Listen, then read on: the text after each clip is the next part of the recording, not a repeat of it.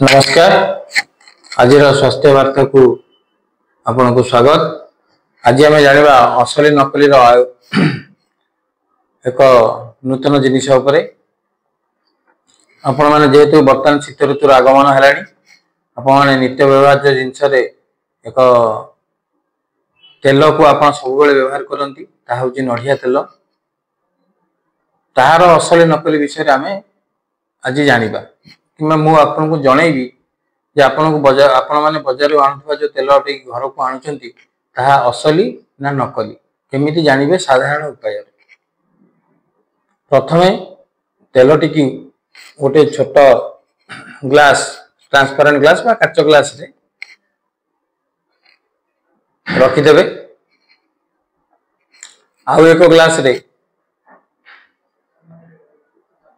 भूलेगा आपण प्रथमे से तेल टी गोटे काच ग्लास रे अधा नहीं जीवे ताहाकू आपणकर घरे फ्रिज थी फ्रिज रे रखिदेवे।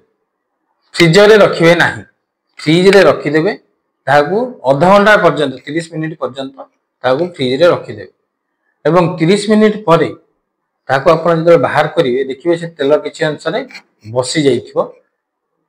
जदि देखिबे आमे सेटु केमति जानिबा जेरा असली कि नकली देखिबे से तेलटी जदि फुल बसी जाइछि एवं ऊपर अंश रे किछि नाही जानिबे सेटा असली तेल। जदि फुल बसी जाइछि एवं ऊपर को अल्प अंश रे किछि तेलिया पदार्थ भलिया रहउछि सेटा जानिबे नकली तेल। जोटा कि म आपनको स्क्रीन रे देखि देइछि पूरा आपण स्क्रीन देखि कि भी जानि परिबे एवं स्क्रीन ने भी आपनको स्क्रीन ने देखि देइछि मो स्क्रीन ने देखंतु कोन केमिति करिवे।